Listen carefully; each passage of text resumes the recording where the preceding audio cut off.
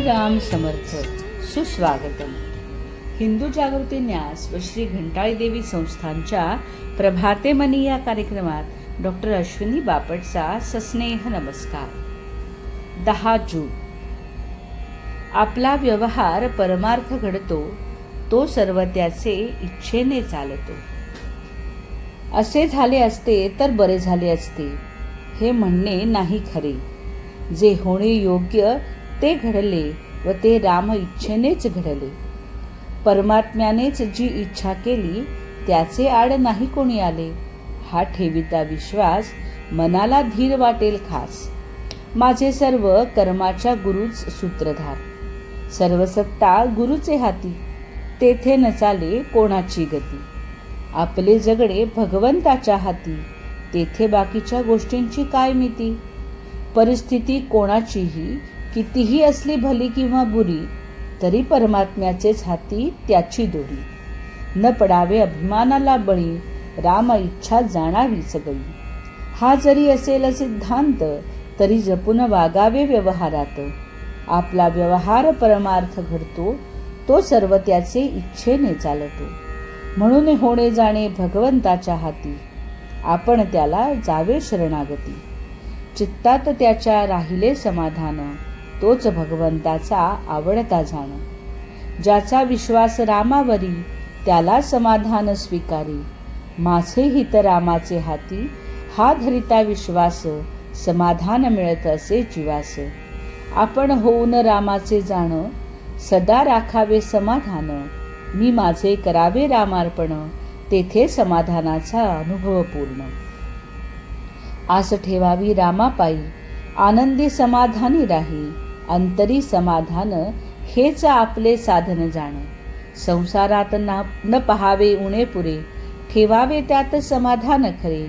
जशी जशी ज्यावेळी ती परिस्थिती, तशी तशी असावी समाधान वृत्ती. ज्या स्थितीत ठेविले राम, त्यात राखावे समाधान.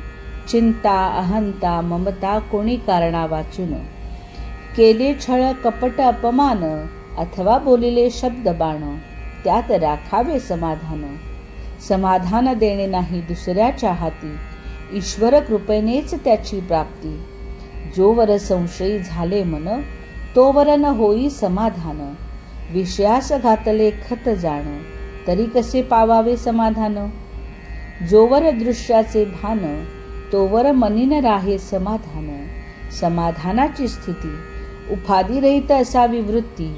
कोठे ठेवावे मन, जेणे मिळेल समाधान. समाधान नव्हे देहाचा गुण, मनाने व्हावे भगवंताचे आपण.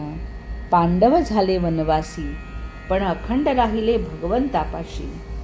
पांडव भगवंताचे भक्त झाले, वनवास नाही चुकविता आले. त्यांनी केले भगवंताचे स्मरण, जेणे राखिले समाधान. आता झालो मी रामाचा, हा विचार ठेवा वासाचा.